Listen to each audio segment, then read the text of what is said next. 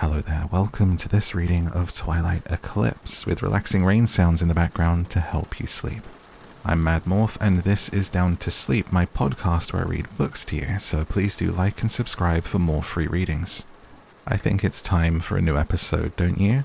And do remember, if you want to see more books than just Twilight, to actually check out the main channel, which is just Down to Sleep, not Down to Sleep Extra. That's where I'm reading everything else. This channel has pretty much just become the Twilight channel recently because all of the other videos got removed.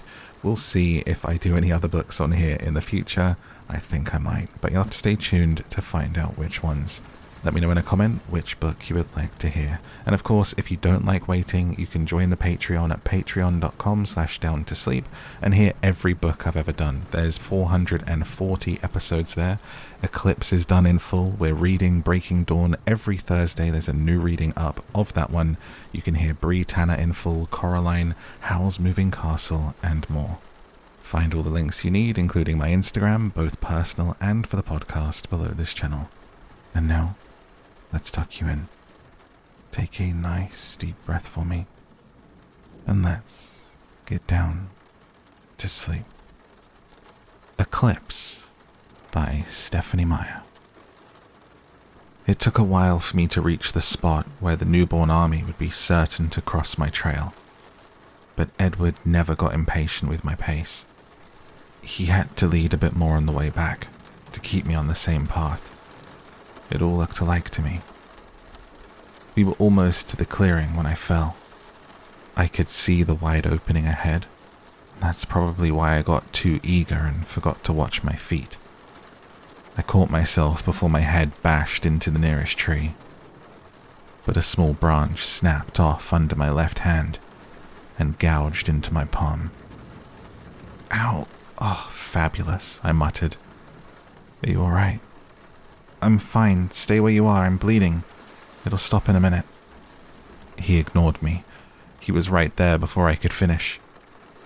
I've got a first aid kit, he said, pulling off the backpack. I had a feeling I might need it. It's not bad. I can take care of it. You don't have to make yourself uncomfortable. I'm not uncomfortable, he said calmly. Here, let me clean it. Wait a second. I just got another idea. Without looking at the blood and breathing through my mouth, just in case my stomach might react, I pressed my hand against a rock within my reach. What are you doing? Jasper will love this, I muttered to myself. I started for the clearing again, pressing my palm against everything in my path. I'll bet this really gets them going. Edward sighed. Hold your breath, I told him. I'm fine. I just think you're going overboard. This is all I get to do. I want to do a good job. We broke through the last of the trees as I spoke. I let my injured hand graze across the ferns. Well, you have, Edward assured me. The newborns will be frantic, and Jasper will be very impressed with your dedication. Now let me treat your hand. You've gotten the cut dirty. Let me do it, please. He took my hand and smiled as he examined it. This doesn't bother me anymore. I watched him carefully as he cleaned the gash, looking for some sign of distress. He continued to breathe evenly, in and out, the same small smile on his lips. Why not? I finally asked as he smoothed a bandage across my palm. He shrugged. I got over it. You got over it? When? How? I tried to remember the last time he'd held his breath around me. All I could think of was my wretched birthday party last September. Edward pursed his lips, seeming to search for the words. I lived through an entire 24 hours thinking you were dead, Bella. That changed the way I look at a lot of things. Did it change the way I smell to you? Not at all, but having experienced the way it feels to think I've lost you, my reactions have changed. My entire being shies away from any course that could inspire that kind of pain again. I didn't know what to say to that. He smiled at my expression. I guess that you could call it a very educational experience.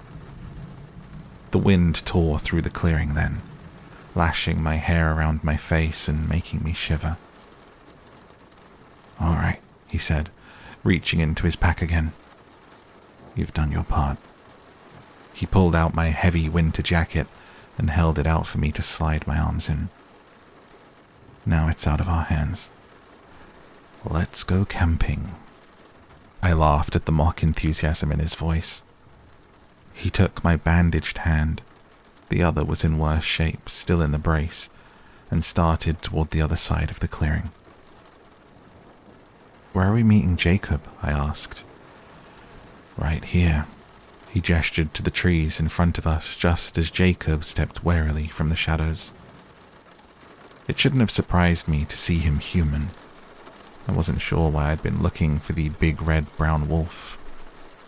Jacob seemed bigger again, no doubt a product of my expectations. I must have unconsciously been hoping to see the smaller Jacob from my memory, the easygoing friend who hadn't made everything so difficult. He had his arms folded across his bare chest, a jacket clutched in one fist. His face was expressionless as he watched us. Edward's lips pulled down at the corners. There had to have been a better way to do this. "Too late now," I muttered glumly. He sighed. "Hey, Jake," I greeted him when we got closer. "Hi, Bella." "Hello, Jacob," Edward said. Jacob ignored the pleasantry, all business. "Where do I take her?" Edward pulled a map from a side pocket on the pack and offered it to him. Jacob unfolded it. "We're here now," Edward said, reaching over to touch the right spot. Jacob recoiled from his hand automatically, and then steadied himself. Edward pretended not to notice. "And you're taking her up here," Edward continued, tracing a serpentine pattern around the elevation lines on the paper. "Roughly 9 miles. Jacob nodded once. "When you're about a mile away, you should cross my path. That will lead you in. Do you need the map?" "No thanks, I know this area pretty well. Think I know where I'm going." Jacob seemed to have to work harder than Edward to keep the tone polite. "I'll take a longer route," Edward said, "and I'll see you in a few hours." Edward stared at me unhappily. He didn't like this part of the plan. "See you," I murmured. Edward faded into the trees, heading in the opposite direction. As soon as he was gone, Jacob turned cheerful. "What's up, Bella?" he asked with a big grin. I rolled my eyes. Same old, same old." "Yeah," he agreed. "Bunch of vampires trying to kill you. The usual." "The usual." "Well," he said as he shrugged into his jacket to free his arms, "let's get going." Making a face, I took a small step closer to him.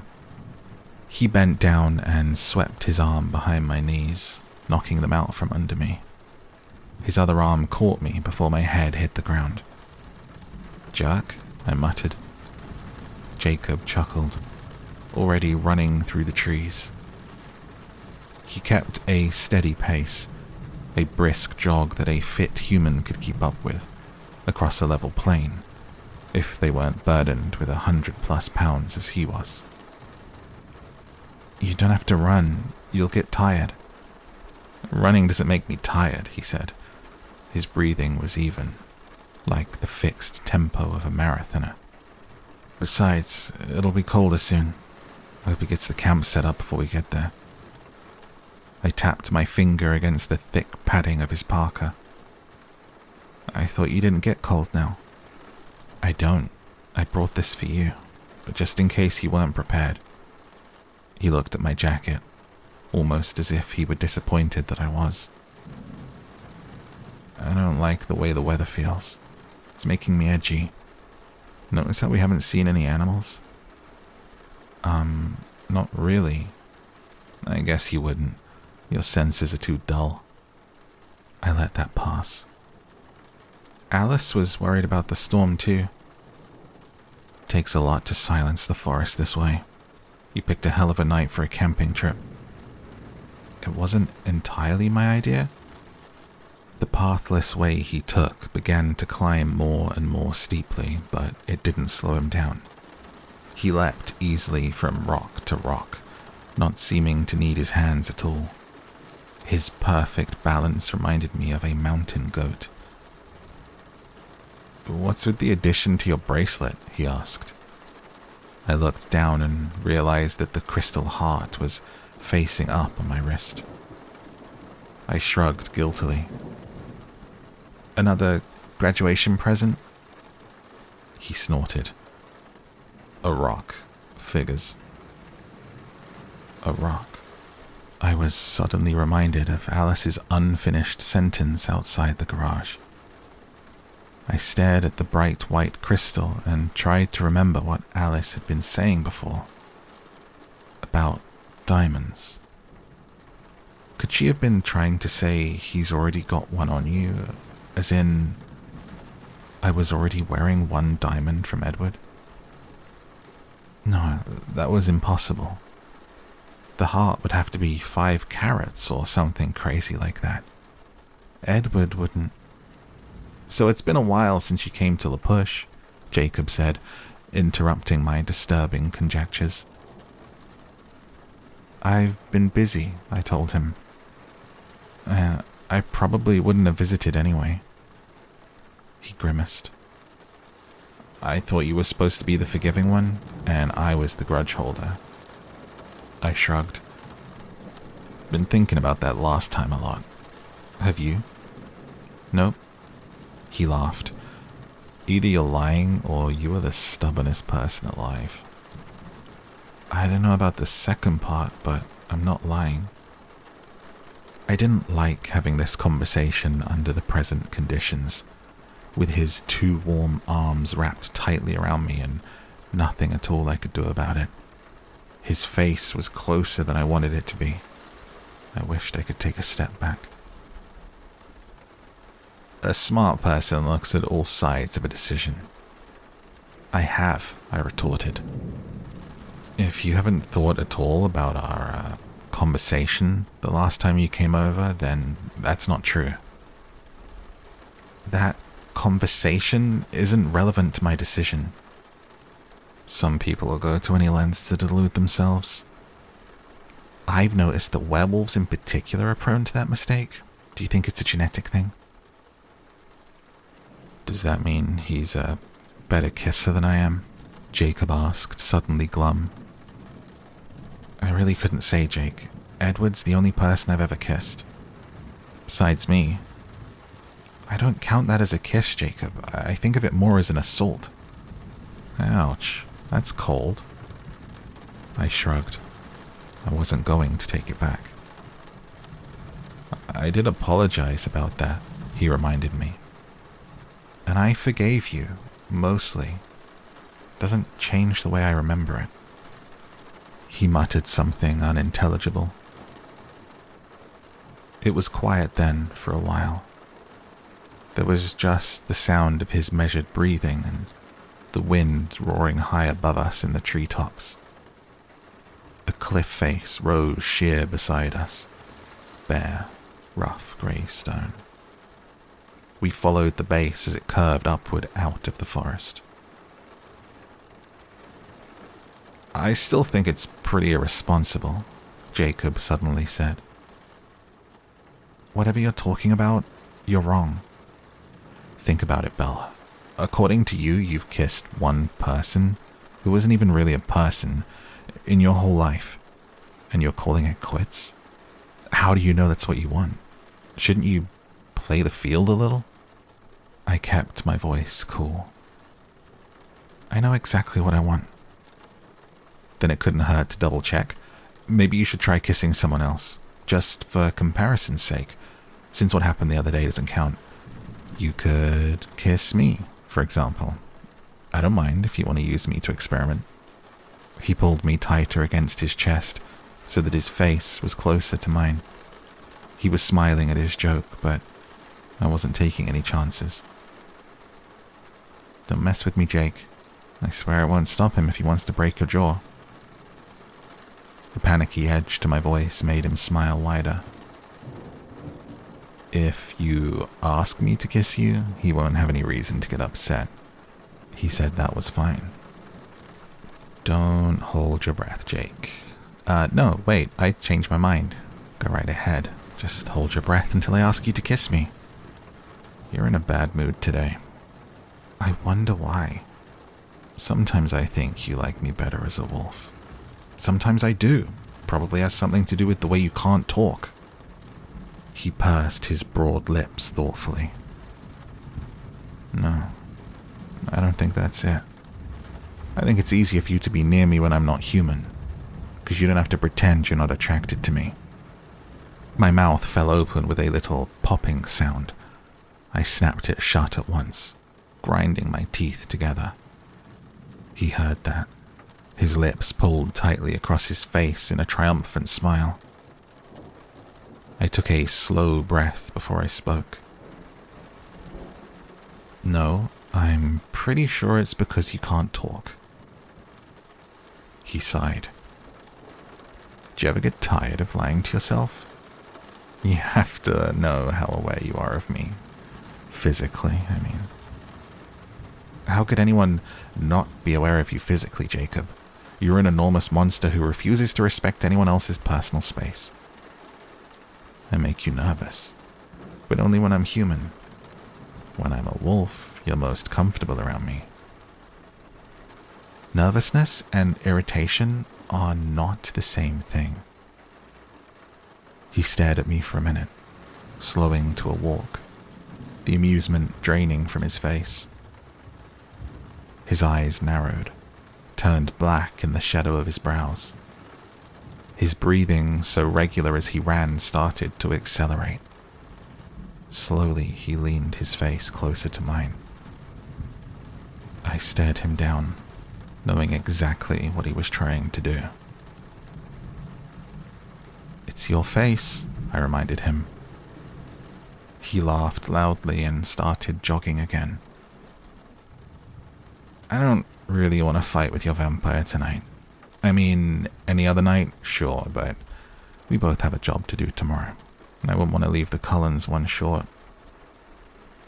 The sudden, unexpected swell of shame distorted my expression. I know, he responded, not understanding. You think he could take me? I couldn't speak. I was leaving them one short. What if someone got hurt because I was so weak? But what if I was brave and Edward? I couldn't even think it. What's the matter with you, Bella? The joking bravado vanished from his face, revealing my Jacob underneath, like pulling a mask away. If something I said upset you, you know I was only kidding. I didn't mean anything. Hey, are you okay? Don't cry, Bella, he pleaded. I tried to pull myself together. I'm not gonna cry. What did I say? It's nothing you said, it's just, well, it's me. I did something bad. He stared at me, his eyes wide with confusion. Edward isn't gonna fight tomorrow, I whispered the explanation. I'm making him stay with me. I'm a huge coward. He frowned. You think this isn't gonna work? That they'll find you here? Do you know something I don't know? No, I'm not afraid of that. I can't let him go. If he didn't come back. I shuddered, closing my eyes to escape the thought. Jacob was quiet, kept whispering, my eyes shut. If anyone gets hurt, it'll always be my fault. And even if no one does, I was horrible. I had to be, to convince him to stay with me. He won't hold it against me, but I'll always know what I'm capable of. I felt just a tiny bit better, getting this off my chest, even if I could only confess it to Jacob. He snorted. My eyes opened slowly, and I was sad to see that the hard mask was back. I can't believe he let you talk him out of going. I wouldn't miss this for anything. I sighed. I know. That doesn't mean anything, though. He was suddenly backtracking. That doesn't mean he loves you more than I do. But you wouldn't stay with me, even if I begged. He pursed his lips for a moment, and I wondered if he would try to deny it. We both knew the truth. That's only because I know you better, he said at last. Everything's gonna go without a hitch. Even if you'd asked and I'd said no, you wouldn't be mad at me afterwards. If everything goes without a hitch, you're probably right. I wouldn't be mad.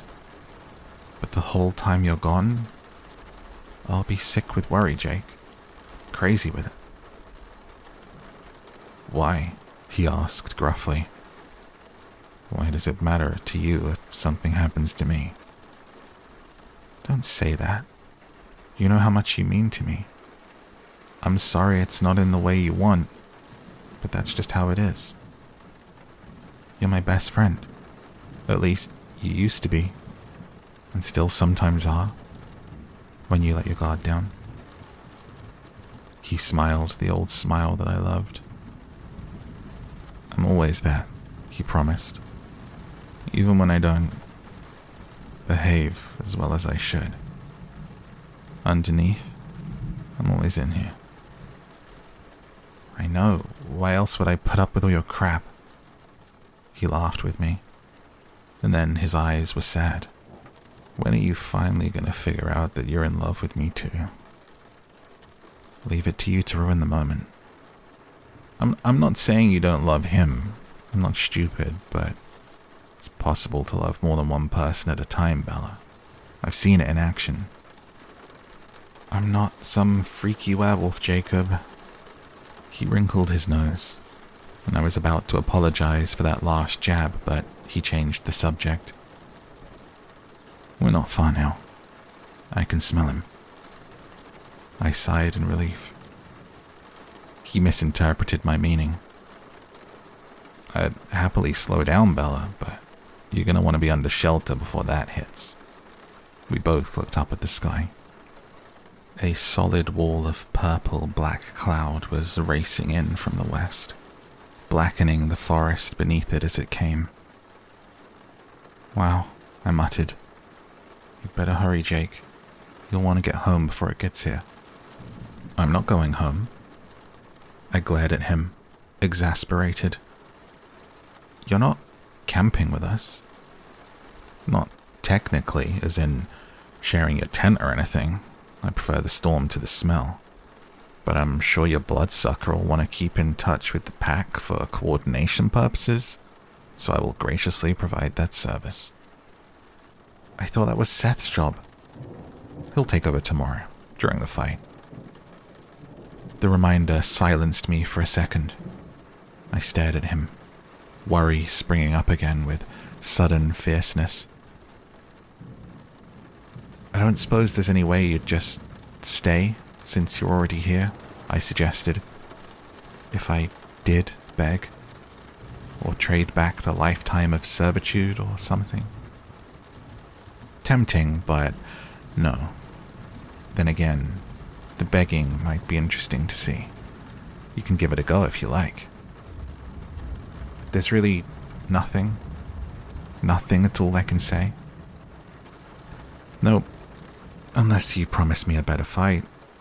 Anyway, Sam's calling the shots, not me. That reminded me. Edward told me something the other day. About you. He bristled. It's probably a lie. Oh, really? You aren't second in command of the pack then? He blinked, his face going blank with surprise. Oh, that. How come you never told me that? Why would I? It's no big thing. I don't know. Why not? It's interesting. So how does that work? Like, how did Sam end up as the alpha and you as the beta? Jacob chuckled at my invented term.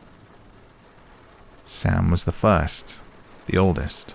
It made sense for him to take charge. I frowned. But shouldn't Jared or Paul be second then? They were the next to change. Well, it's hard to explain, Jacob said evasively. Try. He sighed. It's more about the lineage, you know? Sort of old-fashioned. Why should it matter who your grandpa was, right? I remembered something Jacob had told me a long time ago, before either of us had known anything about werewolves. Didn't you say that Ephraim Black was the last chief the Quileutes had? Yeah, that's right, because he was the alpha. Did you know that technically Sam's the chief of the whole tribe now? He laughed. Crazy traditions. I thought about that for a second, trying to make all the pieces fit. But you also said that people listened to your dad more than anyone else on the council, because he was Ephraim's grandson. What about it? Well, if it's about lineage, shouldn't you be chief? Jacob didn't answer me. He stared into the darkening forest, as if he suddenly needed to concentrate on where he was going. Jake? No, it's Sam's job. He kept his eyes on the pathless course. Why? His great-granddad was Levi Uli, right? Was Levi an alpha too? There's only one alpha, he answered automatically. So what was Levi? Sort of a beta, I guess. He snorted at my term. Like me. That doesn't make sense. Doesn't matter. I just want to understand. Jacob finally met my confused gaze and then sighed. Yeah, I was supposed to be the alpha. My eyebrows pulled together. Sam didn't want to step down? Hardly. I didn't want to step up. Why not?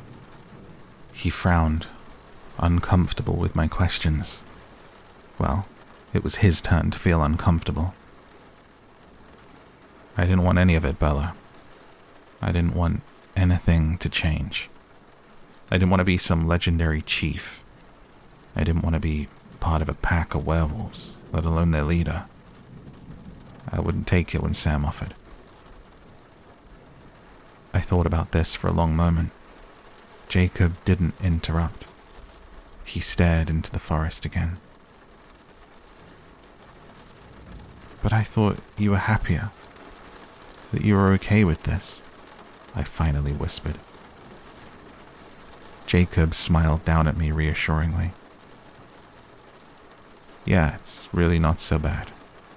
Exciting sometimes, like with this thing tomorrow. But at first, it sort of felt like being drafted into a war you didn't know existed. There was no choice, you know? And it was so final. He shrugged. Anyway, I guess I'm glad now. It has to be done. And could I trust someone else to get it right? It's better to make sure myself. I stared at him, feeling an unexpected kind of awe for my friend. He was more of a grown-up than I'd ever given him credit for. Like with Billy the other night at the bonfire. There was a majesty here that I'd never suspected. Chief Jacob, I whispered, smiling at the way the words sounded together. He rolled his eyes. Just then, the wind shook more fiercely through the trees around us, and it felt like it was blowing straight off a glacier.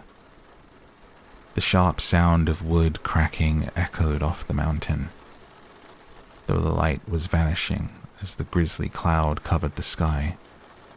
I could still see the little white specks that fluttered past us. Jacob stepped up the pace, keeping his eyes on the ground now as he flat out sprinted. I curled more willingly around his chest, recoiling from the unwelcome snow. It was only minutes later that he dashed around to the lee side of the stony peak, and we could see the little tent nestled up against the sheltering face. More flurries were falling around us, but the wind was too fierce to let them settle anywhere. "Bella," Edward called out in acute relief. We'd caught him in the middle of pacing back and forth across the little open space. He flashed to my side, sort of blurring as he moved so swiftly. Jacob cringed and then set me on my feet. Edward ignored his reaction and caught me in a tight hug. "Thank you," Edward said over my head. His tone was unmistakably sincere. "That was quicker than I expected, and I truly appreciate it." I twisted to see Jacob's response. Jacob merely shrugged, all the friendliness wiped clean from his face. "Get her inside. This is going to be bad. My hair standing up on my scalp. Is that tent secure?" "I all but welded it to the rock." "Good." Jacob looked up at the sky, now black with the storm, sprinkled with swirling bits of snow. His nostrils flared. "I'm going to change," he said. "I want to know what's going on back home." He hung his jacket on a low, stubby branch and walked into the murky forest without a backward glance. The wind shook the tent again, and I shook with it. The temperature was dropping. I could feel it through the down bag, through my jacket. I was fully dressed, my hiking boots still laced into place. It didn't make any difference. How could it be so cold? How could it keep getting colder? It had to bottom out sometime, didn't it? "What time is it?" I forced the words through my rattling teeth. "2," Edward answered. Edward sat as far from me as possible in the cramped space, afraid to even breathe on me when I was already so cold. It was too dark to see his face, but his voice was wild with worry, indecision, and frustration. "Maybe... No, I'm fine, really. I don't want to go outside." He tried to talk me into making a run for it 12 times already, but I was terrified of leaving my shelter. If it was this cold in here, protected from the raging wind, I could imagine how bad it would be if we were running through it. And it would waste all our efforts this afternoon. Would we have enough time to reset ourselves when the storm was over? What if it didn't end? It made no sense to move now. I could shiver my way through one night. I was worried that the trail I had laid would be lost, but he promised that it would still be plain to the coming monsters. "What can I do?" he almost begged. I just shook my head. Out in the snow, Jacob whined unhappily. "Get out of here," I ordered again. "He's just worried about you," Edward translated. "He's fine. His body is equipped to deal with this." I wanted to say that he should still leave, but I couldn't get it past my teeth. I nearly bit my tongue off trying. At least Jacob did seem to be well equipped for the snow, better even than the others in his pack with his thicker, longer, shaggy, russet fur. I wondered why that was. Jacob whimpered, a high-pitched, grating sound of complaint. "What do you want me to do?" Edward growled, too anxious to bother with politeness anymore. "Carry her through that? I don't see you making yourself useful. Why don't you go fetch a space heater or something?" "I'm okay," I protested, judging from Edward's groan and the muted growl outside the tent. I hadn't convinced anyone. The wind rocked the tent roughly, and I shuddered in harmony with it. A sudden howl ripped through the roar of the wind, and I covered my ears against the noise. Edward scowled. "That was hardly necessary," he muttered. "And that's the worst idea I've ever heard," he called more loudly. "Better than anything you've come up with," Jacob answered, his human voice startling me. "Go fetch a space heater?" he grumbled. "I'm not a St. Bernard." I heard the sound of the zipper around the tent door pulling swiftly down. Jacob slid through the smallest opening he could manage, while the Arctic air flowed in around him, a few flecks of snow falling to the floor of the tent. I shivered so hard it was a convulsion. "I don't like this," Edward hissed as Jake zipped the tent door shut. "Just give her the coat and get out." My eyes were adjusted enough to see shapes. Jacob was carrying the parka that had been hanging on a tree next to the tent.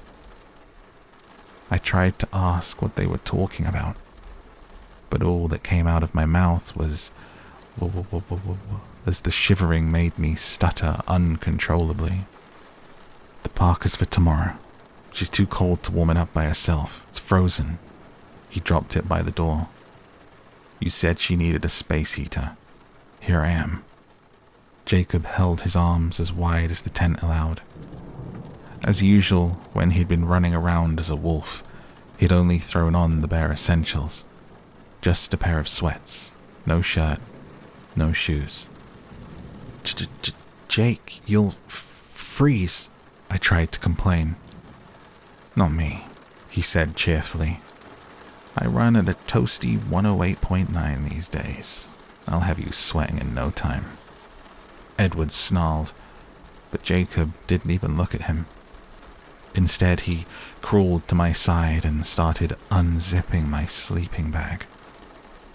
Edward's hand was suddenly hard on his shoulder, restraining, snow white against the dark skin. Jacob's jaw clenched, his nostrils flaring, his body recoiling from the cold touch. The long muscles in his arms flexed automatically. "Get your hands off of me," he growled through his teeth. "Keep your hands off of her," Edward answered blackly. "Don't fight," I pleaded. Another tremor rocked through me. It felt like my teeth were going to shatter. They were slamming together so hard. "I'm sure she'll thank you for this when her toes turn black and drop off," Jacob snapped.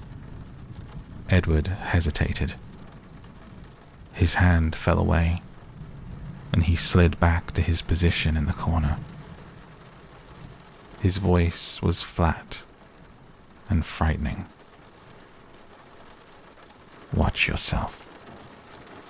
Jacob chuckled. "Scoot over, Bella," he said, zipping the sleeping bag open further. I stared at him in outrage. No wonder Edward was reacting this way. No, I tried to protest. "Don't be stupid," he said, exasperated. "Don't you like having 10 toes?" He crammed his body into the non-existent space forcing the zipper up behind himself. And then I couldn't object.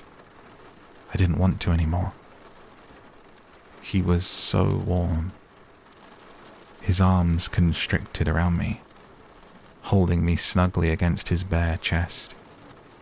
The heat was irresistible, like air after being underwater for too long. He cringed when I pressed my icy fingers eagerly against his skin. "Geez, you're freezing, Bella," he complained. Sorry, I stuttered. "Try to relax," he suggested, as another shiver rippled through me violently. "You'll be warm in a minute. Of course, you'd warm up faster if you took your clothes off." Edward growled sharply. "That's just a simple fact," Jacob defended himself. "Survival 101. Cut it out, Jake," I said angrily, though my body refused to even try to pull away from him. Nobody really needs all 10 toes. "Don't worry about the bloodsucker," Jacob suggested, and his tone was smug. "He's just jealous." "Of course I am." Edward's voice was velvet again, under control, a musical murmur in the darkness. "You don't have the faintest idea how much I wish I could do what you're doing for her mongrel." "Those are the breaks," Jacob said lightly. But then his tone soured. "At least you know she wishes it was you." "True," Edward agreed. The shuddering slowed, became bearable, while they wrangled. "There," Jacob said, pleased. "Feeling better?" I was finally able to speak clearly. "Yes." "Your lips are still blue," he mused. "Want me to warm those up for you too? You only have to ask." Edward sighed heavily. "Behave yourself," I muttered, pressing my face against his shoulder. He flinched again when my cold skin touched his, and I smiled with slightly vindictive satisfaction. It was already warm and snug inside the sleeping bag. Jacob's body heat seemed to radiate from every side. Maybe because there was so much of him. I kicked my boots off and pushed my toes against his legs. He jumped slightly, and then leaned his head down to press his hot cheek against my numb ear. I noticed that Jacob's skin had a woodsy, musky scent. It fit the setting, here in the middle of the forest. It was nice. I wondered if the Cullens and the Quileutes weren't just playing up that whole odor issue because of their prejudices. Everyone smelled fine to me. The storm howled like an animal attacking the tent, but it didn't worry me now. Jacob was out of the cold, and so was I. Plus, I was simply too exhausted to worry about anything. Tired from just staying awake so late, and aching from the muscle spasms. My body relaxed slowly as I thawed, piece by frozen piece, and then turned limp. "Jake," I mumbled sleepily. "Can I ask you something? I'm not trying to be a jerk or anything, I'm honestly curious." They were the same words he'd used in my kitchen. How long ago was it now? "Sure," he chuckled, remembering. "Why are you so much furrier than your friends? You don't have to answer if I'm being rude." I didn't know the rules for etiquette as they applied to werewolf culture. "'Cause my hair's longer," he said, amused. My question hadn't offended him at least. He shook his head so that his unkempt hair, grown out to his chin now, tickled my cheek. "Oh." I was surprised, but it made sense. So that was why they'd all cropped their hair in the beginning when they joined the pack. Then why don't you cut it? Do you like to be shaggy? He didn't answer right away this time, and Edward laughed under his breath. Sorry, I said, pausing to yawn. I didn't mean to pry. You don't have to tell me. Jacob made an annoyed sound. Oh, he'll tell you anyway, so I might as well. I was growing my hair out because it seemed like you liked it better long. Oh, I felt awkward. I like it both ways, Jake. You don't need to be inconvenienced. He shrugged. Turns out it was very convenient tonight, so don't worry about it. I didn't have anything else to say. As the silence lengthened, my eyelids drooped and shut, and my breathing grew slower and more even. That's right, honey. Gotta sleep, Jacob whispered. I sighed, content, already half unconscious. Seth is here, Edward muttered to Jacob, and I suddenly understood the point of the howling. Perfect. Now you can keep an eye on everything else while I take care of your girlfriend for you. Edward didn't answer, but I groaned groggily. Stop it, I muttered. It was quiet then, inside at least. Outside, the wind shrieked insanely through the trees. The shimmying of the tent made it hard to sleep. The poles would suddenly jerk and quiver, pulling me back from the edge of unconsciousness each time I was close to slipping under. I felt so bad for the wolf, the boy that was stuck outside in the snow. My mind wandered as I waited for sleep to find me. This warm little space made me think of the early days with Jacob, and I remembered how it used to be when he was my replacement son. The warmth that made my empty life livable. It had been a while since I'd thought of Jake that way, but here he was, warming me again. Please, Edward hissed. Do you mind? What? Jacob whispered back, his tone surprised. Do you think you could attempt to control your thoughts? Edward's low whisper was furious. No one said you had to listen, Jacob muttered, defiant yet still embarrassed. Get out of my head. I wish I could. You have no idea how loud your little fantasies are. It's like you're shouting them at me. I'll try to keep it down, Jacob whispered sarcastically. There was a brief moment of silence. Yes, Edward answered, an unspoken thought in a murmur so low I barely made it out. I'm jealous of that too. I figured it was like that, Jacob whispered smugly. Sort of evens the playing field up a little, doesn't it? Edward chuckled. In your dreams. You know, she could still change her mind, Jacob taunted him. Considering all the things I could do with her that you can't. At least, not without killing her, that is. Go to sleep, Jacob. You're starting to get on my nerves. I think I will. I'm really very comfortable. Edward didn't answer. I was too far gone to ask them to stop talking about me like I wasn't there. The conversation had taken on a dreamlike quality to me, and I wasn't sure I was really awake. Maybe I would, Edward said after a moment, answering a question I hadn't heard. But would you be honest?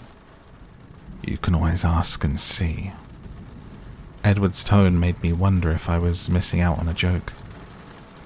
Well, you see inside my head. Let me see inside yours tonight. It's only fair, Jacob said. Your head is full of questions. Which one do you want me to answer?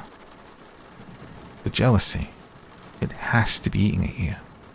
You can't be as sure of yourself as you seem, unless you have no emotions at all. Of course it is, Edward agreed, no longer amused. Right now, it's so bad that I can barely control my voice. Of course, it's even worse when she's away from me, with you, and I can't see her. Do you think about it all the time? Jacob whispered. Does it make it hard to concentrate when she's not with you? Yes and no, Edward said. He seemed determined to answer honestly. My mind doesn't work quite the same as yours. I can think of many more things at one time. Of course, that means I'm always able to think of you. Always able to wonder if that's where her mind is, when she's quiet and thoughtful. They were both still for a minute. Yes, I would guess that she thinks about you often, Edward murmured in response to Jacob's thoughts. More often than I like. She worries that you're unhappy. Not that you don't know that. Not that you don't use that. I have to use whatever I can, Jacob muttered. I'm not working with your advantages. Advantages like her knowing she's in love with you. That helps, Edward agreed in a mild tone. Jacob was defiant. She's in love with me too, you know. Edward didn't answer. Jacob sighed. But she doesn't know it. I can't tell you if you're right. Does that bother you? Do you wish you could see what she's thinking too? Yes. And no. Again. She likes it better this way. And though it sometimes drives me insane, I'd rather she was happy. The wind ripped around the tent, shaking it like an earthquake. Jacob's arms tightened around me protectively. Thank you, Edward whispered. Odd as this might sound. Suppose I'm glad you're here, Jacob. You mean, as much as I'd love to kill you, I'm glad she's warm, right? It's an uncomfortable truce, isn't it? Jacob's whisper was suddenly smug. I knew you were just as crazy jealous as I am. I'm not such a fool as to wear it on my sleeve like you do. Doesn't help your case, you know. You have more patience than I do. I should. I've had 100 years to gain it. 100 years of waiting. For her.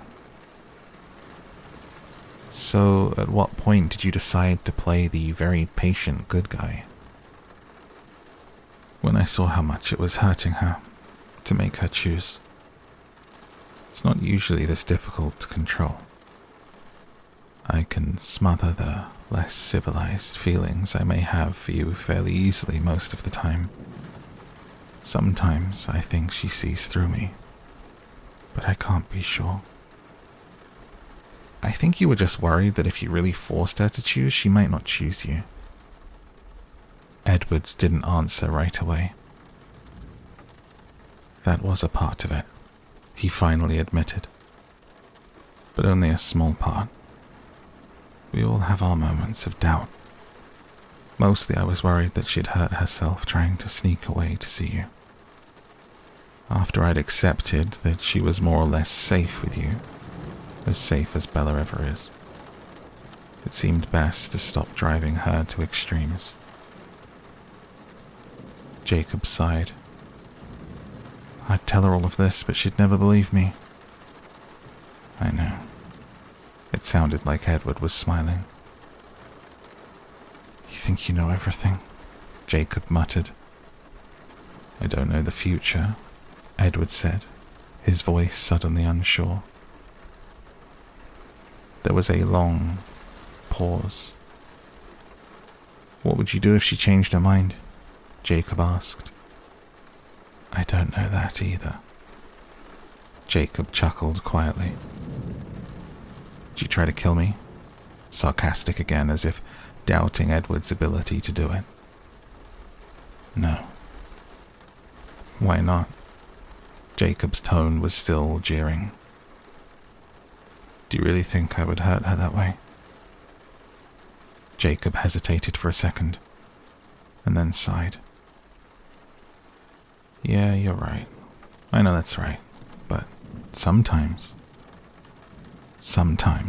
it's an intriguing idea. Jacob pressed his face into the sleeping bag to muffle his laughter.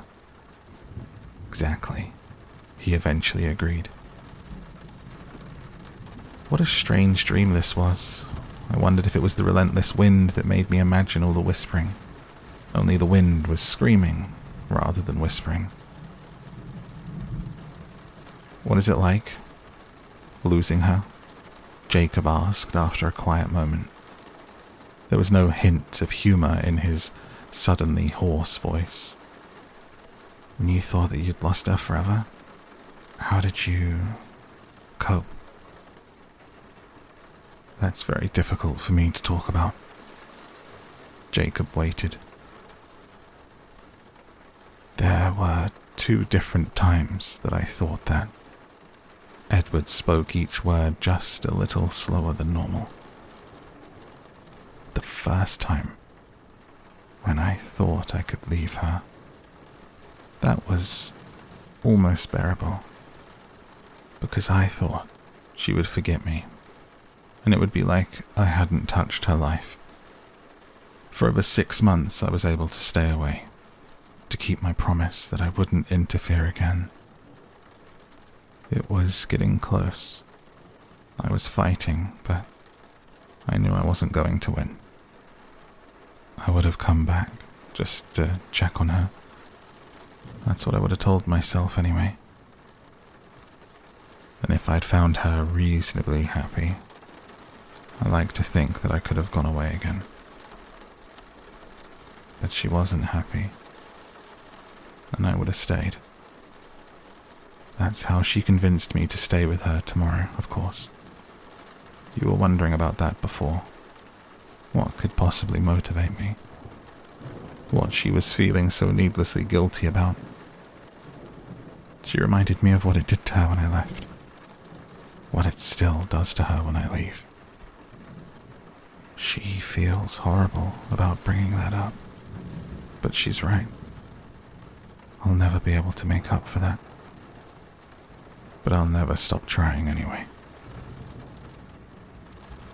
Jacob didn't respond for a moment.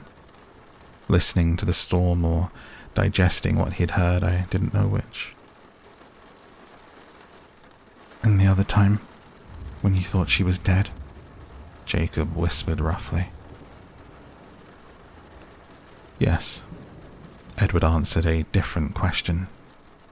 It will probably feel like that to you, won't it? The way you perceive us. You might not be able to see her as Bella anymore, but that's who she'll be. It's not what I asked. Edward's voice came back fast and hard. I can't tell you how it felt. There aren't words. Jacob's arms flexed around me. But you left because you didn't want to make her a bloodsucker. You want her to be human. Edward spoke slowly. Jacob, from the second that I realized that I loved her, I knew there were only 4 possibilities. The first alternative, the best one for Bella, would be if she didn't feel as strongly for me. If she got over me and moved on. I would accept that, though it would never change the way I felt. You think of me as a living stone, hard and cold. That's true. We are set the way we are. It's very rare for us to experience real change. When that happens, as when Bella entered my life, it is a permanent change. There is no going back. The second alternative, the one I'd originally chosen, was to stay with her throughout her human life. It wasn't a good option for her, to waste her life with someone who couldn't be human with her, but it was the alternative I could most easily face. Knowing all along that when she died, I would find a way to die too. 60 years, 70 years. It would seem like a very, very short time to me. But then it proved much too dangerous for her to live in such close proximity with my world. It seemed like everything that could go wrong did, or hung over us, waiting to go wrong. I was terrified that I wouldn't get those 60 years if I stayed near her while she was human. So I chose option 3, which turned out to be the worst mistake of my very long life, as you know. I chose to take myself out of her world, hoping to force her into the first alternative. It didn't work, and it very nearly killed us both. What do I have left but the fourth option? It's what she wants, at least. She thinks she does. I've been trying to delay her, to give her time, to find a reason to change her mind. She's very stubborn. You know that. I'll be lucky to stretch this out a few more months. She has a horror of getting older, and her birthday is in September. I like option 1, Jacob muttered. Edward didn't respond. You know exactly how much I hate to accept this, Jacob whispered slowly. But I can see that you do love her, in your way. I can't argue with that anymore. Given that, I don't think you should give up on the first alternative. Not yet. I think there's a good chance she would be okay. After time, you know? If she hadn't jumped off a cliff in March and you'd waited another 6 months to check on her, you might have found her reasonably happy. I had a game plan. Edward chuckled. Maybe it would have worked. It was a well thought out plan. Yeah, Jake sighed. But suddenly he was whispering so fast the words got tangled. Give me a year, but Edward, I really think I could make her happy. She's stubborn, no one knows that better than I do, but she's capable of healing. She would have healed before. She could be human with Charlie, Renee. She could grow up and have kids and be Bella. You love her enough that you have to see the advantages of that plan. She thinks you're very unselfish. Are you really? Can you consider the idea that I might be better for her than you are? I have considered it, Edward answered quietly. In some ways, you would be better suited for her than another human. Bella takes some looking after, and you're strong enough that you could protect her from herself, and from everything that conspires against her. You have done that already, and I'll owe you for that for as long as I live. Forever, whichever comes first. I even asked Alice if she could see that, see if Bella would be better off with you. She couldn't, of course, she can't see you. And then Bella's sure of her course for now. But I'm not stupid enough to make the same mistake I made before, Jacob. I won't try to force her into that first option again. As long as she wants me, I'm here. And if she were to decide that she wanted me, Jacob challenged. Okay, it's a long shot, I'll give you that. I would let her go. Just like that. In the sense that I'd never show her how hard it was for me. Yes. But I would keep watch. You see, Jacob, you might leave her someday. like Sam and Emily. You wouldn't have a choice. I would always be waiting in the wings, hoping for that to happen. Jacob snorted quietly. Well, you've been much more honest than I had any right to expect, Edward. Thanks for letting me in your head. As I said, I'm feeling oddly grateful for your presence in her life tonight. It was the least I could do. You know, Jacob, if it weren't for the fact that we're natural enemies, and that you're also trying to steal away the reason for my existence, I might actually like you. Maybe, if you weren't a disgusting vampire who was planning to suck the life out of the girl I love. Well, no, not even then. Edward chuckled. Can I ask you something? Edward said after a moment. Why would you have to ask? I can only hear if you think of it. It's just a story that Bella seemed reluctant to tell me about the other day. Something about a third wife. What about it? Edward didn't answer, listening to the story in Jacob's head. I heard his low hiss in the darkness. What? Jacob demanded again. Of course, Edward seethed. Of course. I rather wish your elders had kept that story to themselves, Jacob. You don't like the leeches being painted as the bad guys? Jacob mocked. You know, they are, then and now. I really couldn't care less about that part. Can't you guess which character Bella would identify with? It took Jacob a minute. Oh, the third wife. Okay, I see your point. She wants to be there in the clearing, to do what little she can, as she puts it. That was the secondary reason for my staying with her tomorrow. She's quite inventive when she wants something. You know, your military brother gave her the idea just as much as the story did. Neither side meant any harm, Edward whispered, peacemaking now. And when does this little truce end? Jacob asked. First light, or do we wait until after the fight? There was a pause as they both considered. First light, they whispered together, and then laughed quietly. Sleep well, Jacob, Edward murmured. Enjoy the moment. It was quiet again, and the tent held still for a few minutes.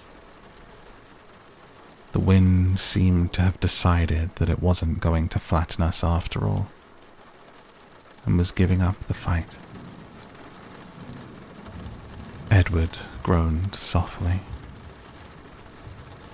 I didn't mean that quite so literally. Sorry, Jacob whispered. You could leave, give us a little privacy. Would you like me to help you sleep, Jacob? Edward offered. You could try, Jacob said, unconcerned. It'd be interesting to see you walked away, wouldn't it? Don't tempt me too far, Wolf. My patience isn't that perfect. Jacob whispered a laugh. I'd rather not move just now, if you don't mind. Edward started humming to himself, louder than usual, trying to drown out Jacob's thoughts, I assumed. But it was my lullaby he hummed, and despite my growing discomfort with this whispered dream, I sank deeper into unconsciousness, into other dreams that made better sense. When I woke up in the morning, it was very bright. Even inside the tent, the sunlight hurt my eyes. And I was sweating, as Jacob had predicted. Jacob was snoring lightly in my ear, his arms still wrapped around me. I pulled my head away from his feverishly warm chest and felt the sting of the cold morning on my clammy cheek. Jacob sighed in his sleep. His arms tightened unconsciously. I squirmed, unable to loosen his hold, struggling to lift my head enough to see. Edward met my gaze evenly. His expression was calm, but the pain in his eyes was unconcealed. "Is it any warmer out there?" I whispered. "Yes, I don't think the space heater will be necessary today." I tried to get to the zipper, but I couldn't free my arms. I strained, fighting against Jacob's inert strength. Jacob muttered, still fast asleep, his arms constricting again. "Some help?" I asked quietly. Edward smiled. "Did you want me to take his arms all the way off?" "No, thank you. Just get me free. I'm going to get heat stroke." Edward unzipped the sleeping bag in a swift, abrupt movement. Jacob fell out, his bare back hitting the icy floor of the tent. "Hey," he complained, his eyes flying open. Instinctively, he flinched away from the cold, rolling onto me. I gasped as his weight knocked the breath out of me. And then his weight was gone. I felt the impact as Jacob flew into one of the tent poles, and the tent shuddered. The growling erupted from all around. Edward was crouching in front of me, and I couldn't see his face, but the snarls were ripping angrily out of his chest. Jacob was half crouched too, his whole body quivering, while growls rumbled through his clenched teeth. Outside the tent, Seth Clearwater's vicious snarls echoed off the rocks. Stop it, I yelled, scrambling awkwardly to put myself between them. The space was so small that I didn't have to stretch far to put one hand on each of their chests. Edward wrapped his hand around my waist, ready to yank me out of the way. "Stop it, now," I warned him. Under my touch, Jacob began to calm himself. The shaking slowed, but his teeth were still bared. His eyes furiously focused on Edward. Seth continued to growl, a long, unbroken sound, a violent background to the sudden silence in the tent. "Jacob?" I asked, waiting until he finally dropped his glare to look at me. "Are you hurt?" "Of course not," he hissed. I turned to Edward. He was looking at me, his expression hard and angry. "That wasn't nice. You should say sorry." His eyes widened in disgust. "You must be joking. He was crushing you. Because you dumped him on the floor. He didn't do it on purpose, and he didn't hurt me." Edward groaned, revolted. Slowly he looked up to glare at Jacob with hostile eyes. "My apologies, dog." "No harm done," Jacob said, a taunting edge to his voice. It was still cold, though not as cold as it had been. I curled my arms around my chest. "Here," Edward said, calm again. He took the parka off the floor and wrapped it over the top of my coat. "That's Jacob's," I objected. "Jacob has a fur coat," Edward hinted.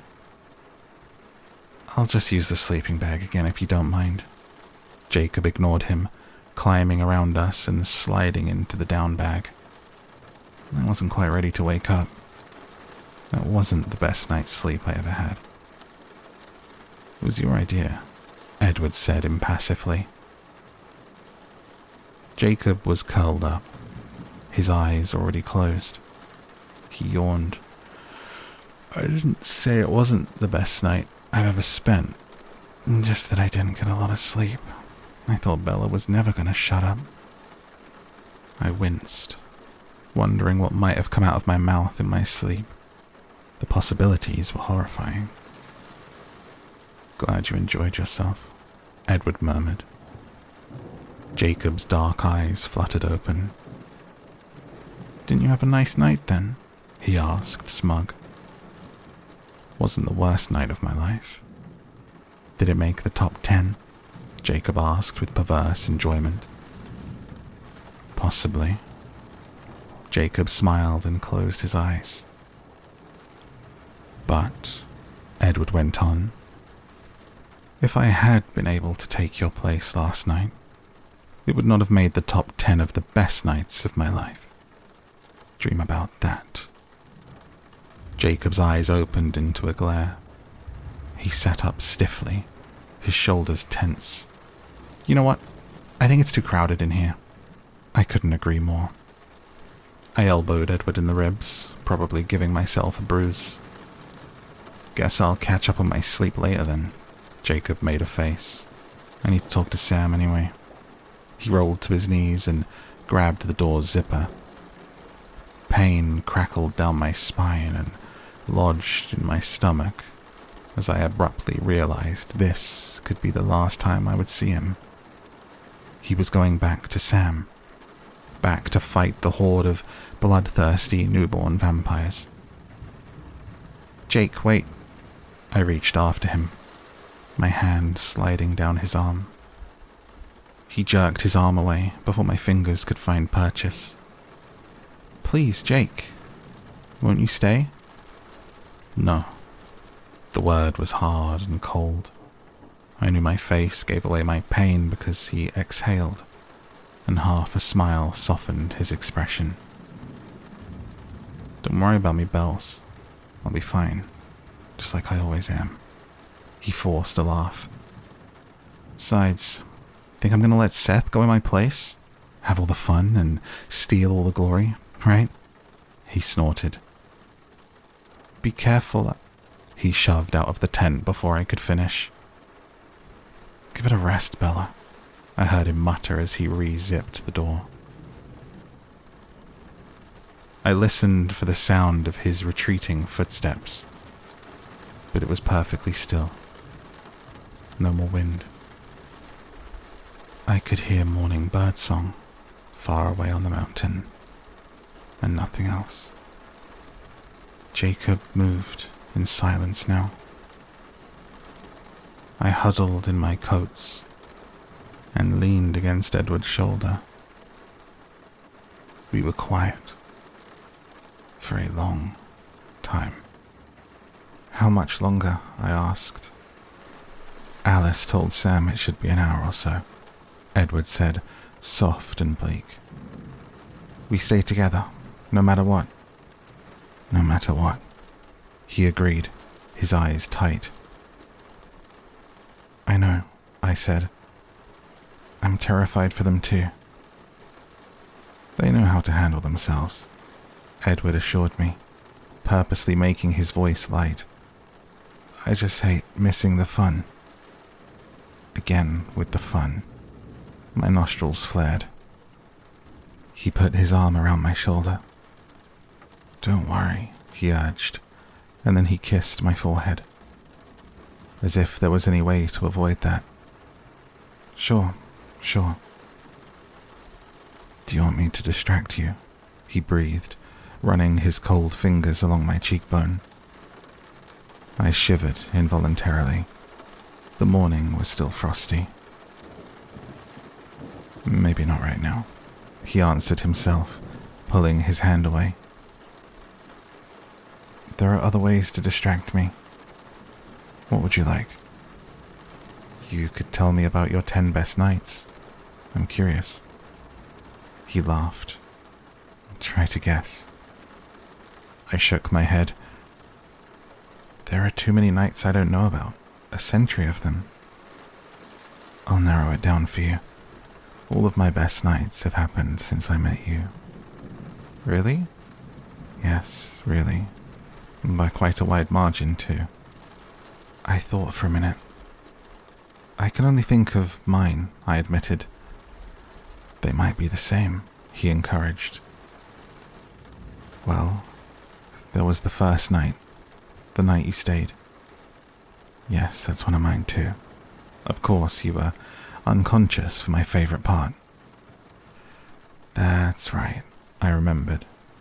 I was talking that night too. Yes, he agreed. My face got hot as I wondered again what I might have said while sleeping in Jacob's arms. I couldn't remember what I'd dreamed about, or if I'd dreamed at all, so that was no help. What did I say last night? I whispered more quietly than before. He shrugged instead of answering, and I winced. That bad? Nothing too horrible, he sighed. Please tell me. Mostly you just said my name, the same as usual. That's not bad, I agreed cautiously. Near the end, though, you started mumbling some nonsense about Jacob, my Jacob. I could hear the pain, even in the whisper. Your Jacob enjoyed that quite a lot. I stretched my neck up, straining to reach my lips to the edge of his jaw. I couldn't see into his eyes. He was staring up at the ceiling of the tent. Sorry, I murmured. That's just the way I differentiate. Differentiate? Between Dr. Jekyll and Mr. Hyde? Between the Jacob I like and the one who annoys the hell out of me, I explained. And that makes sense. He sounded slightly mollified. Tell me another favorite night. Flying home from Italy? He frowned. Is that not one of yours? I wondered. No, it is one of mine, actually. But I'm surprised it's on your list. Weren't you under the ludicrous impression I was just acting from a guilty conscience? I was going to bolt as soon as the plane doors opened. Yes, I smiled. But, still, you were there. He kissed my hair. You love me more than I deserve. I laughed at the impossibility of that idea. Next would be the night after Italy, I continued. Yes, that's on the list. You were so funny. Funny? I objected. I had no idea your dreams were so vivid. It took me forever to convince you that you were awake. I'm still not sure, I muttered.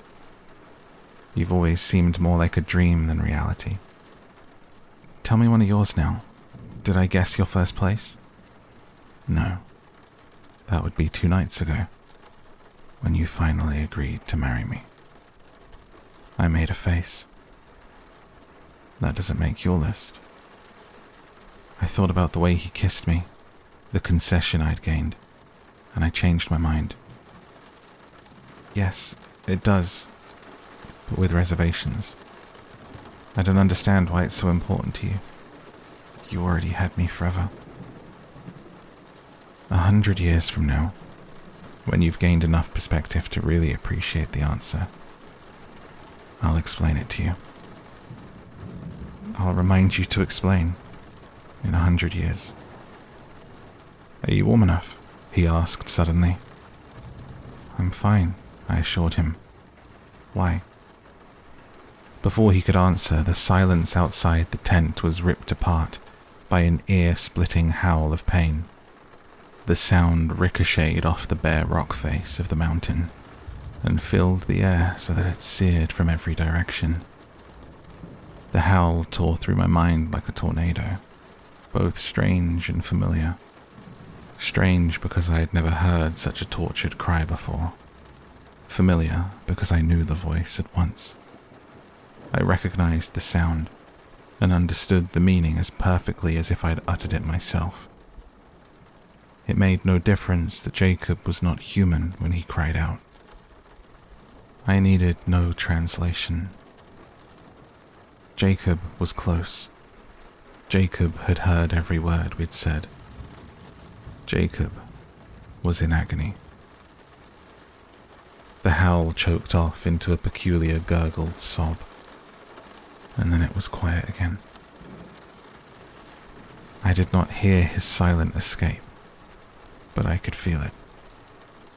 I could feel the absence I had wrongly assumed before, the empty space he left behind.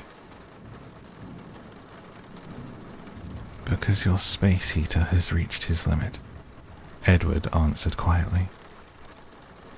Truce over, he added, so low I couldn't be sure that was really what he'd said. Jacob was listening, I whispered. It wasn't a question. Yes. You knew? Yes. I stared at nothing, seeing nothing. I never promised to fight fair, he reminded me quietly. And he deserves to know. My head fell into my hands. Are you angry with me? He asked. Not you, I whispered. I'm horrified at me. Don't torment yourself, he pleaded. Yes, I agreed bitterly. I should save my energy to torment Jacob some more. I wouldn't want to leave any part of him unharmed. He knew what he was doing. Do you think that matters? I was blinking back tears, and this was easy to hear in my voice. Do you think I care whether it's fair or whether he was adequately warned? I'm hurting him. Every time I turn around, I'm hurting him again. My voice was getting louder, more hysterical. I'm a hideous person. He wrapped his arms tightly around me. No, you're not. I am. What's wrong with me? I struggled against his arms, and he let them drop. I have to go find him. Bella, he's already miles away, and it's cold. I don't care. I can't just sit here. I shrugged off Jacob's parka, shoved my feet into my boots, and crawled stiffly to the door. My legs felt numb. I have to. I didn't know how to finish the sentence. Didn't know what there was to do. But I unzipped the door anyway, and climbed out into the bright, icy morning. There was less snow than I would have thought after the fury of last night's storm. Probably it had blown away, rather than melted in the sun that now shone low in the southeast, glancing off the snow that lingered and stabbing at my unadjusted eyes. The air still had a bite to it, but it was dead calm and slowly becoming more seasonable as the sun rose higher. Seth Clearwater was curled up on a patch of dry pine needles in the shadow of a thick spruce, his head on his paws. His sand-colored fur was almost invisible against the dead needles, but I could see the bright snow reflect off his open eyes. He was staring at me with what I imagined was an accusation. I knew Edward was following me as I stumbled toward the trees. I couldn't hear him, but the sun reflected off his skin in glittering rainbows that danced ahead of me. He didn't reach out to stop me until I was several paces into the forest shadows. His hand caught my left wrist. He ignored it when I tried to yank myself free. You can't go after him. Not today. It's almost time, and getting yourself lost wouldn't help anyone regardless. I twisted my wrist, pulling uselessly. I'm sorry, Bella, he whispered. I'm sorry I did that. You didn't do anything. It's my fault. I did this. I did everything wrong I could have. When I shouldn't have... I was sobbing. Bella. His arms folded around me, and my tears soaked into his shirt. I should have told him. I should have said... What? What could have made this right? He shouldn't have found out like this.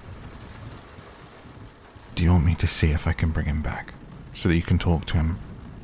There's still a little time, Edward murmured, hushed agony in his voice. I nodded into his chest, afraid to see his face. Stay by the tent. I'll be back soon. His arms disappeared. He left so quickly that in the second it took me to look up, he was already gone. I was alone. A new sob broke from my chest. I was hurting everyone today. Was there anything I touched that didn't get spoiled? I didn't know why it was hitting me so hard now. It wasn't like I hadn't known this was coming all along. But Jacob had never reacted so strongly. Lost his bold overconfidence and shown the intensity of his pain. The sound of his agony still cut at me, somewhere deep in my chest. Right beside it was the other pain. Pain for feeling pain over Jacob. Pain for hurting Edward too. For not being able to watch Edward go with composure, knowing it was the right thing, the only way. I was selfish. I was hurtful. I tortured the ones I loved. I was like Kathy, like Wuthering Heights. Only my options were so much better than hers. Neither one evil, neither one weak. And here I sat, crying about it, not doing anything productive to make it right.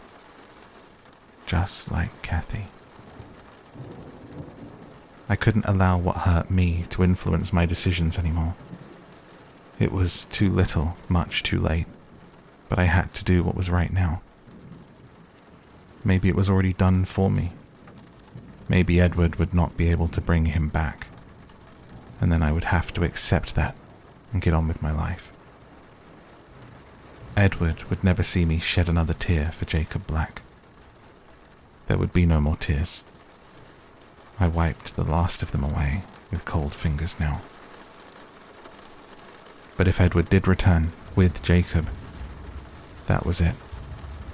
I had to tell him to go away and never come back. Why was that so hard?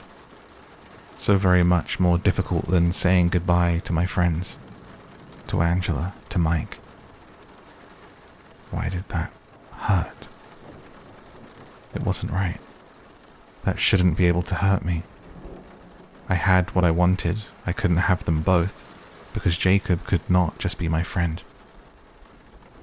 It was time to give up wishing for that. How ridiculously greedy could any one person be? I had to get over this irrational feeling that Jacob belonged in my life.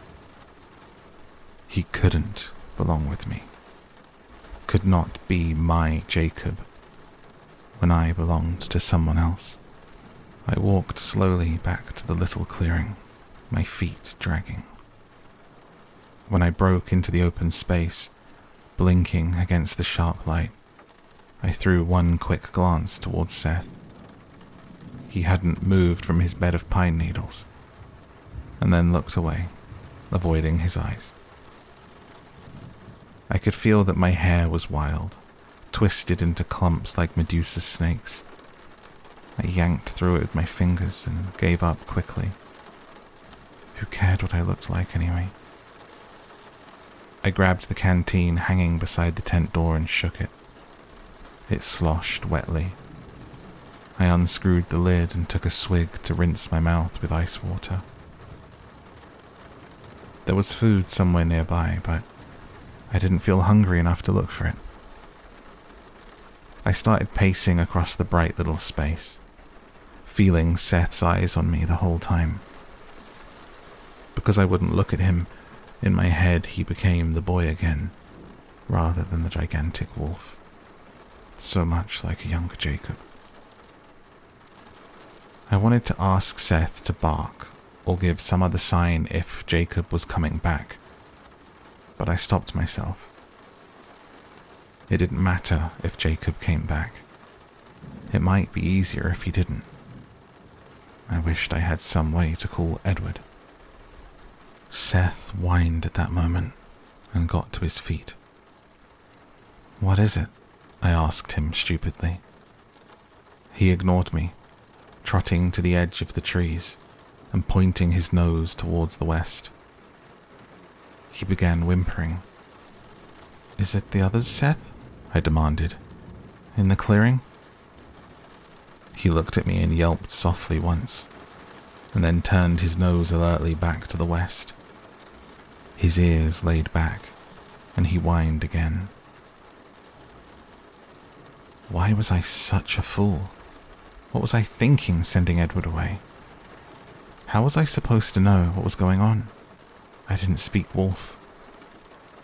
A cold trickle of fear began to ooze down my spine. What if the time had run out? What if Jacob and Edward got too close? What if Edward decided to join in the fight?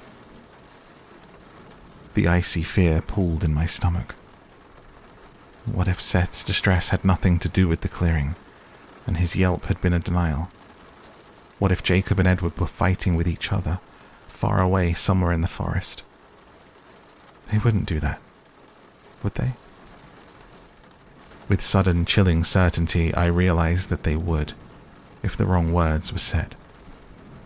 I thought of the tense standoff in the tent this morning, and I wondered if I had underestimated how close it had come to a fight. It would be no more than I deserved if I somehow lost them both. The ice locked around my heart.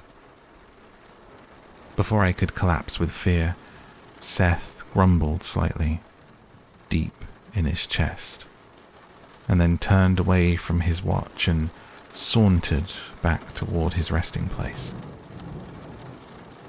It calmed me, but irritated me. Couldn't he scratch a message in the dirt or something? The pacing was starting to make me sweat under all my layers. I threw my jacket into the tent, and then I went back to wearing a path across the center of the tiny break in the trees. Seth jumped to his feet again, suddenly the hackles on the back of his neck standing up stiffly. I looked around but saw nothing.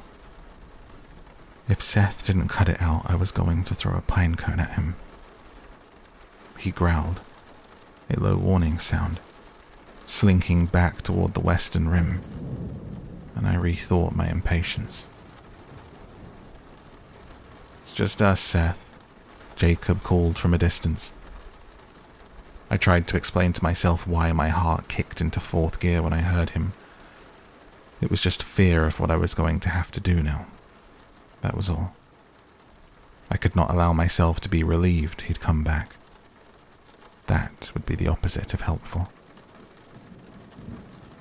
Edward walked into view first, his face blank and smooth. When he stepped out from the shadows, the sun shimmered on his skin like it did on the snow. Seth went to greet him, looking intently into his eyes. Edward nodded slowly, and worry creased his forehead. "Yes, that's all we need," he muttered to himself before addressing the big wolf. "I suppose we shouldn't be surprised, but the timing's going to be very close. Please have Sam ask Alice to try to nail the schedule down better." Seth dipped his head once, and I wished I was able to growl. Sure, he could nod now. I turned my head, annoyed, and I realized that Jacob was there. He had his back to me, facing the way he'd come. I waited warily for him to turn around. "Bella?" Edward murmured, suddenly right beside me. He stared down at me with nothing but concern showing in his eyes. There was no end to his generosity. I deserved him now less than I ever had. "There's a bit of a complication," he told me, his voice carefully unworried. "I'm going to take Seth a little ways away and try to straighten it out. I won't go far. But I won't listen either. I know you don't want an audience, no matter which way you decide to go. Only at the very end did the pain break into his voice. I had to never hurt him again. That would be my mission in life. Never again would I be the reason for this look to come into his eyes. I was too upset to even ask him what the new problem was. I didn't need anything else right now. "Hurry back," I whispered. He kissed me lightly on the lips and then disappeared into the forest, with Seth at his side. Jacob was still in the shadow of the trees. I couldn't see his expression clearly. "I'm in a hurry, Bella," he said in a dull voice. "Why don't you get it over with?" I swallowed. My throat suddenly so dry I wasn't sure if I could make sound come out. "Just say the words. Be done with it." I took a deep breath. "I'm sorry I'm such a rotten person," I whispered. "I'm sorry I've been so selfish. I wish I'd never met you, so I couldn't hurt you the way I have. I won't do it anymore, I promise. I'll stay far away from you. I'll move out of the state. You won't have to look at me ever again." "It's not much of an apology," he said bitterly. I couldn't make my voice louder than a whisper. "Tell me how to do it right. What if I don't want you to go away? What if I'd rather you stayed, selfish or not? Don't I get any say if you're trying to make things up to me?" "That won't help anything, Jake. It was wrong to stay with you when we wanted such different things. It's not going to get better. I'll just keep hurting you. I don't want to hurt you anymore. I hate it." My voice broke. He sighed. "Stop. You don't have to say anything else.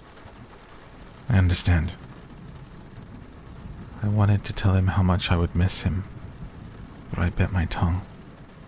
That would not help anything either. He stood quietly for a moment, staring at the ground, and I fought against the urge to go and put my arms around him, to comfort him. And then his head snapped up. "Well, you're not the only one capable of self-sacrifice," he said, his voice stronger. "Two can play at that game." "What?" "I've behaved pretty badly myself. I've made this much harder for you than I needed to. I could have given up with good grace in the beginning. But I hurt you too. This is my fault. I won't let you claim all the blame here, Bella. Or all the glory either. I know how to redeem myself." "What are you talking about?" I demanded. The sudden, frenzied light in his eyes frightened me. He glanced up at the sun, and then smiled at me. "There's a pretty serious fight brewing down there. I don't think it'll be that difficult to take myself out of the picture."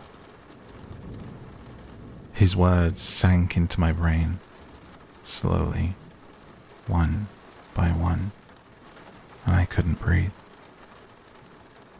Despite all my intentions to cut Jacob out of my life completely, I didn't realize until that precise second exactly how deep the knife would have to go to do it. "Oh, no, Jake. No, no, no," I choked out in horror. "Jake, please, no." My knees began to tremble. "It's the difference, Bella. This'll only make it more convenient for everyone. You won't even have to move." "No," my voice got louder. "No, Jacob, I won't let you." "How will you stop me?" he taunted lightly, smiling to take the sting out of his tone. "Jacob, I'm begging you, stay with me." I would have fallen to my knees if I could have moved at all. For 15 minutes while I miss a good brawl, so that you can run away from me as soon as you think I'm safe again? You gotta be kidding. I won't run away. I've changed my mind. We'll work something out, Jacob. There's always a compromise. Don't go. You're lying. I'm not. You know what a terrible liar I am. Look in my eyes. I'll stay if you do. His face hardened. And I can be your best man at the wedding? It was a moment before I could speak, and still the only answer I could give him was, please? That's what I thought.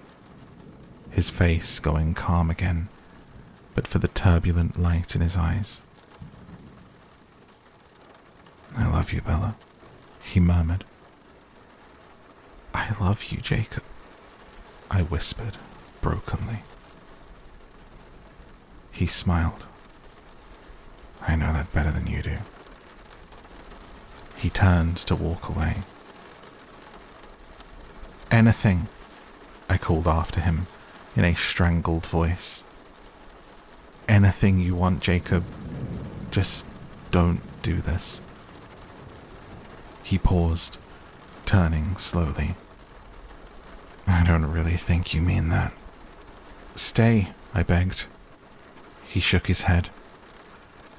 No, I'm going. He paused, as if deciding something. But I could leave it to fate. What do you mean? I choked out. I don't have to do anything deliberate. I could just do my best for my pack. Let what happens happen. He shrugged. If you could convince me you really did want me to come back, more than you wanted to do the selfless thing. How? I asked. You could ask me, he suggested. Come back, I whispered. How could he doubt that I meant it? He shook his head, smiling again. That's not what I'm talking about. It took me a second to grasp what he was saying, and all the while he was looking at me with this superior expression, so sure of my reaction. As soon as the realization hit, though, I blurted out the words without stopping to count the cost. Will you kiss me, Jacob? His eyes widened in surprise, then narrowed suspiciously. You're bluffing. Kiss me, Jacob. Kiss me and then come back. He hesitated in the shadow, warring with himself. He half turned again to the west, his torso twisting away from me while his feet stayed planted where they were. Still looking away, he took one uncertain step in my direction, and then another. He swung his face around to look at me, his eyes doubtful. I stared back. I had no idea what expression was on my face. Jacob rocked back on his heels, and then lurched forward, closing the distance between us in 3 long strides. I knew he would take advantage of the situation. I expected it. I held very still, my eyes closed, my fingers curled into fists at my sides. As his hands caught my face, and his lips found mine, with an eagerness that was not far from violence. I could feel his anger as his mouth discovered my passive resistance. One hand moved to the nape of my neck, twisting into a fist around the roots of my hair. The other hand grabbed roughly at my shoulder, shaking me, then dragging me to him. His hand continued down my arm, finding my wrist and pulling my arm up around his neck. I left it there, my hand still tightly balled up, unsure how far I could go in my desperation to keep him alive. All the while, his lips, disconcertingly soft and warm, tried to force a response out of mine. As soon as he was sure I wouldn't drop my arm, he freed my wrist, his hand feeling its way down to my waist. His burning hand found the skin at the small of my back, and he yanked me forward, bowing my body against his. His lips gave up on mine for a moment, but I knew he was nowhere close to finished. His mouth followed the line of my jaw, and then explored the length of my neck. He freed my hair, reaching for my other arm to draw it around his neck like the first. Then both of his arms were constricted around my waist, and his lips found my ear. "You can do better than this, Bella," he whispered huskily. "You're overthinking it." I shivered as I felt his teeth graze my earlobe. "That's right," he murmured. "For once, just let yourself feel what you feel." I shook my head mechanically until one of his hands wound back into my hair and stopped me. His voice turned acidic. "You sure you want me to come back? Or did you really want me to die?" Anger rocked through me like the whiplash after a heavy punch. That was too much. He wasn't fighting fair. My arms were already around his neck, so I grabbed 2 fistfuls of his hair, ignoring the stabbing pain in my right hand, and fought back, struggling to pull my face away from his. And Jacob misunderstood. He was too strong to recognize that my hands, trying to yank his hair out by the roots, meant to cause him pain. Instead of anger, he imagined passion. He thought I was finally responding to him. With a wild gasp, he brought his mouth back to mine, his fingers clutching frantically against the skin at my waist. The jolt of anger unbalanced my tenuous hold on self-control. His unexpected, ecstatic response overthrew it entirely. If there had been only triumph, I might have been able to resist him. But the utter defenselessness of his sudden joy cracked my determination, disabled it.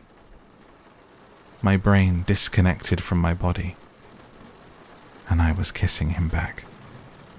Against all reason, my lips were moving with his in strange, confusing ways they'd never moved before. Because I didn't have to be careful with Jacob, and he certainly wasn't being careful with me.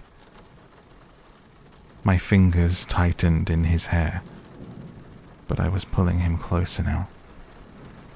He was everywhere. The piercing sunlight turned my eyelids red, and the color fit, matched the heat. The heat was everywhere. I couldn't see or hear or feel anything that wasn't Jacob. The tiny piece of my brain that retained sanity screamed questions at me. Why wasn't I stopping this? Worse than that, why couldn't I find in myself even the desire to want to stop? What did it mean that I didn't want him to stop? That my hands clung to his shoulders and liked that they were wide and strong? That his hands pulled me too tight against his body, and yet it was not tight enough for me? The questions were stupid, because I knew the answer. I had been lying to myself. Jacob was right. He'd been right all along. He was more than just my friend. That's why it was so impossible to tell him goodbye. Because I was in love with him too. I loved him much more than I should, and yet still nowhere near enough. I was in love with him. but it was not enough to change anything. It was only enough to hurt us both more. To hurt him worse than I ever had. I didn't care about more than that, than his pain. I more than deserved whatever pain this caused me. I hoped it was bad. I hoped I would really suffer. In this moment, it felt as though we were the same person. His pain had always been and would always be my pain. Now his joy was my joy. I felt joy too, and yet his happiness was somehow also pain, almost tangible. It burned against my skin like acid, a slow torture.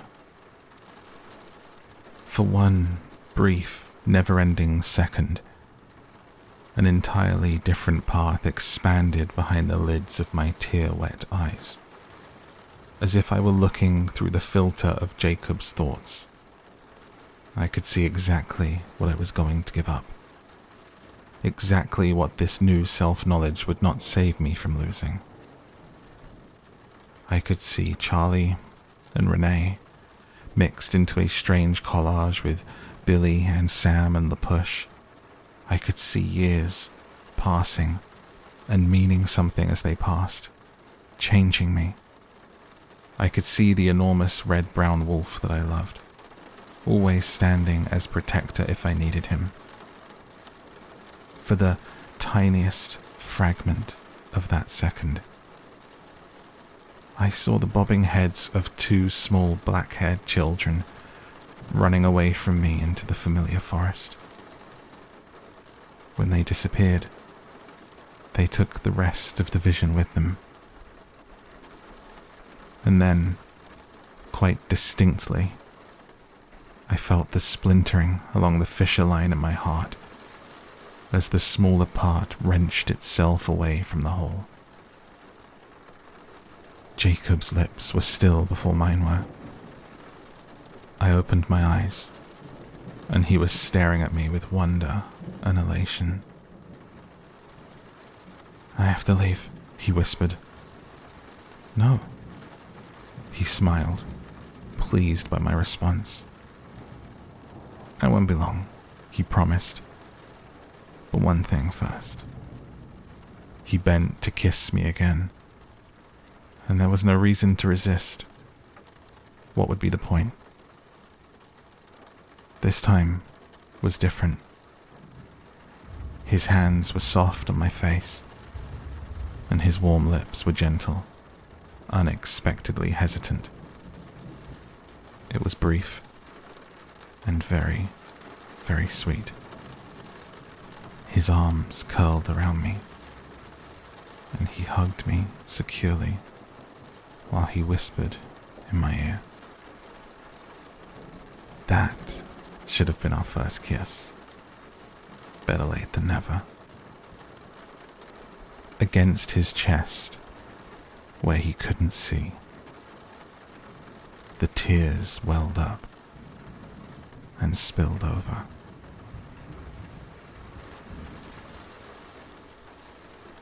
And that is where we close the book tonight, on this episode of Down to Sleep and on this week's reading of Eclipse.